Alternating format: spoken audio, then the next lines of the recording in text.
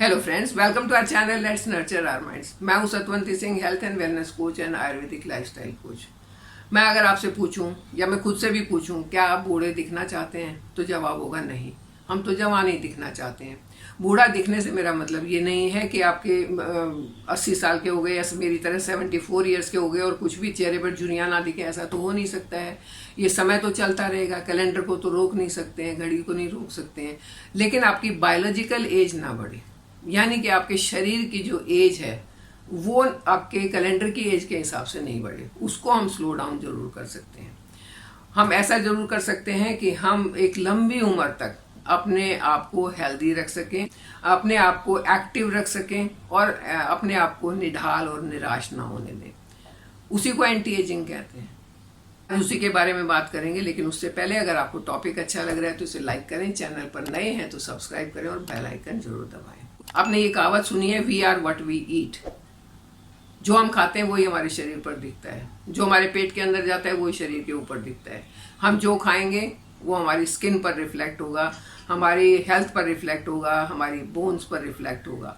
तो सबसे पहली चीज़ तो यही हो गई कि हमारी डाइट ऐसी होनी चाहिए जो हमें जल्दी से एज ना होने दे, मतलब हमें जल्दी से बूढ़ा ना करे, वो डाइट होनी चाहिए। 2020 में एक स्टडी हुई थी यूनान एग्रीकल्चर यूनिवर्सिटी में। उस स्टडी में ये बताया गया कि कुछ इंटरनल फैक्टर्स होते हैं और कुछ एक्सटर्नल फैक्टर्स होते हैं जो आपके एजिंग के प्रोसेस को तेज करते हैं या स्लो करते हैं। इंटरनल फैक्टर्स में क्या आता है कि आपके हार्मोन्स कैसे हैं, आपका इंसुलिन, आपका थायराइड कैसे बन रहा है, आपका एंडोक्राइन ग्लैंड्स जो है वो कैसा काम कर रहे हैं, आपका जीन्स टाइप कैसा है, मतलब आपके खानदान में सब लोग बहुत जल्दी बूढ़े दिखने शुरू हो जाते हैं या बहुत लंबे समय तक बूढ़े नहीं दिखते हैं, तो वो चीज़ भी मायने रखती है, वो भी मैटर करती है। तो ये तो हो गया कि आपके इंटरनल फैक्टर्स।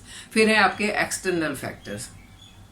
आप कितने पॉल्यूशन वाले एरिया में रहते हैं, आपका एटमॉस्फेयर कैसा है, आपके चारों तरफ का वातावरण कैसा है, आप जहाँ काम करते हैं उसका माहौल कैसा है, आप वो माहौल आपको स्ट्रेस तो नहीं दे रहा है ज़्यादा, तो ये एक्सटर्नल फैक्टर्स हो गए। आपका न्यूट्रिशन लेवल कैसा है, ये सारी चीज़ें हैं और इन्हीं चीज़ों को लेकर के वो स्टडी हुई और उस स्टडी में ये बताया गया कि 60% तो आपकी डाइट का हाथ होता है आपके एजिंग प्रोसेस को स्लो या फास्ट करने में। उस स्टडी में ये भी बताया गया कि आपकी स्किन का एजिंग 3 तरीके से प्रभावित होता है। नंबर 1, आपने क्या खाया और उसका क्या असर हुआ, उसके अंदर जो न्यूट्रिएंट्स थे वो कैसे एब्सॉर्ब हुए और एब्सॉर्ब होने के बाद वो सिंथेसाइज कैसे हुए, यानी कि आपकी बॉडी ने उनको कैसे लिया, आपकी बॉडी पर उनका कोई रिएक्शन तो नहीं हुआ, आपकी बॉडी ने उनको एब्सॉर्ब किया या नहीं किया। तो ये तो हुआ पहला कि आपने क्या खाया, कैसे खाया और वो कैसे एब्सॉर्ब हुआ। दूसरा था कि आपकी स्किन में ऑक्सीडेटिव एंजाइम्स ने कैसे काम किया, वो एंटीऑक्सीडेंट थे या उन्होंने आपके ऊपर ऑक्सीडेटिव स्ट्रेस बढ़ाया या उन एंजाइम से हमने काम नहीं किया, तब भी आपकी स्किन पर असर पड़ेगा। वो एंजाइम्स भी आपके फेवर में होने चाहिए, तभी आपको फायदा होगा। फिर आपका स्किन का स्ट्रक्चर कैसा है, आप उसको डिग्रेड होने से कैसे रोक सकते हो। ये 3 चीजें हैं जो आपके एजिंग के प्रोसेस को स्लो भी कर सकते हैं। ये 3 चीजें आपके एजिंग के प्रोसेस को फास्ट भी कर सकती हैं अगर ये सही तरीके से काम नहीं। तो इसकी समरी क्या हुई कि आपकी डाइट रीजनेबल होनी चाहिए, आपकी डाइट जो है वो न्यूट्रिशियस होनी चाहिए और बैलेंस होनी चाहिए, तभी आप अपने एजिंग के प्रोसेस को स्लो कर सकते हैं, डिले कर सकते हैं और लंबे समय तक, जब तक आप इस दुनिया में हैं, अपने आप को हेल्दी रख सकते हैं। तब चलिए बात करते हैं क्या खाएं, कौन कौन सी ऐसी चीजें जो रीजनेबल भी हैं, बैलेंस्ड भी हैं और न्यूट्रिशियस भी। न्यूट्रिशियस की अगर मैं बात करूं तो वो चीजें जिनमें विटामिन्स पूरे हैं, जिनमें मिनरल्स पूरे हैं, जिनमें एंटीऑक्सीडेंट पूरे हैं, वो आपकी बॉडी को एंटी एजिंग प्रॉपर्टीज देते हैं, यानी कि एजिंग के प्रोसेस को स्लो करके रखते हैं। तो आपने ये ऐसी चीज़ें खानी है जिनसे आपको ये सारे न्यूट्रिएंट्स मिले। ये सारे न्यूट्रिएंट्स आपको बिल्कुल भी कतई भी ठेले वाली चीज़ों पर नहीं मिलेंगे, आपको पैकेट बंद चीज़ों में नहीं मिलेंगे, आपको बिस्किट में और नमकीन में नहीं मिलेंगे, ना ही ये आपको चिप्स में मिलेंगे। तो ये कहाँ मिलेंगे, ये आपको मिलेंगे होल ग्रेन्स में, आपको दालों में मिलेंगे, आपको फ्रूट्स में मिलेंगे, वेजिटेबल्स में मिलेंगे। तो यहाँ आपने अपने डाइट को ऐसा बनाना है जो आपको सारे न्यूट्रिएंट्स दे रही है, जो रीजनेबल है, यानी कि आप उसको आराम से खरीद सकते हैं। ना तो आपकी पॉकेट पर भारी है, ना उसको लेने के लिए आपने कहीं दूर दूर जाना है, ना आपने ये करना है कि अरे फलाने ये चीज़ खाई थी और ये इतनी महंगी आई थी तो शायद ये अच्छी होगी। नहीं, ऐसा भी नहीं है। कोई बहुत महंगी चीज़ है तो भी वो अच्छी नहीं होगी। कई लोगों को मैंने कहते सुना है, हमारे यहाँ ना एवोकेडो होते नहीं है, तो एक मिलता है 200-250 रुपये का। अब वो पता नहीं कहाँ से वो आया है, कितने दिन तक उसका जो आने का प्रोसेस कितने दिन लंबा था, वो कोल्ड स्टोरेज में रहा या वो दवाई से पकाया हुआ है, क्या है हमें नहीं मालूम। लेकिन हम क्योंकि किसी ने कहा एवोकाडो बहुत अच्छा होता है, इसलिए हमें वो लेके खाना है। बेशक हम तो अफोर्ड कर सकते हैं, 250 रुपये दे सकते हैं। तो अगर आपने ऐसी चीज़ खाई तो वो आपको फ़ायदा नहीं करेगी। आपको फ़ायदा वही चीज़ें करेंगी जो आसानी से आपके एरिया में मिल जाती हैं, जो सीजनल होती हैं और सीज़न के हिसाब से आप जिनको खाते हो वो आपको ज़्यादा फ़ायदा करेंगी। आपको ऐसे फूड आइटम्स लेने चाहिए जिनमें पॉलीफिनोल्स भी काफ़ी हों, जो एंटीऑक्सीडेंट भी हों और जो आपको अमीनो एसिड्स भी दें। ये कहाँ मिलेंगी? आपको मिलेंगी नट्स और सीड्स में। जैसे अखरोट अगर खाते हैं, बादाम खाते हैं, आपकी स्किन के लिए बहुत अच्छे हैं, स्किन को हेल्दी रखते हैं, अंदर से न्यूट्रिशन देते हैं, और जब स्किन के अंदर से न्यूट्रिशन मिलेगा वही बाहर रिफ्लेक्ट होगा। तो ये चीज़ें आपके लिए बहुत अच्छी हैं। अब दूसरा, चीज़ें तो आपने अच्छी खा ली, लेकिन आपकी फूड हैबिट क्या है वो भी बहुत मायने रखती है।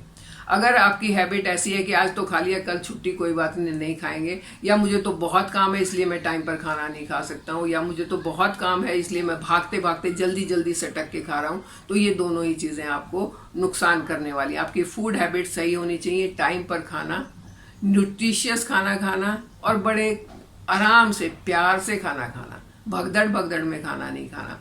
अगर आप निवाले डाल देते हो, फटाफट उसको सटक लेते हो, तो वो फिर डाइजेस्ट नहीं होगा, वो न्यूट्रिएंट आपको नहीं मिलेंगे पूरे, और आपका पेट गड़बड़ाएगा, और उसके गड़बड़ाते ही पूरी सेहत गड़बड़ाएगी। सेहत गड़बड़ हुई तो आपकी एजिंग का प्रोसेस फास्ट हो जाएगा, एकदम सुपर ट्रेन की रफ्तार से चलेगा। तो उसके लिए आपने अपनी प्लेट के साइज को ध्यान रखना है। एक तो पहली बात, आप छोटी प्लेट लें खाना खाने के लिए। उस प्लेट में 50% में आपके फ्रूट और सैलेड होने चाहिए। जो 50% बचा हुआ है उसमें आपके होना चाहिए ऐसी चीज़ें जिसमें प्रोटीन, कार्ब्स और फैट, तीनों चीज़ें हो, यानी कि तभी वो बैलेंस डाइट बनेगी।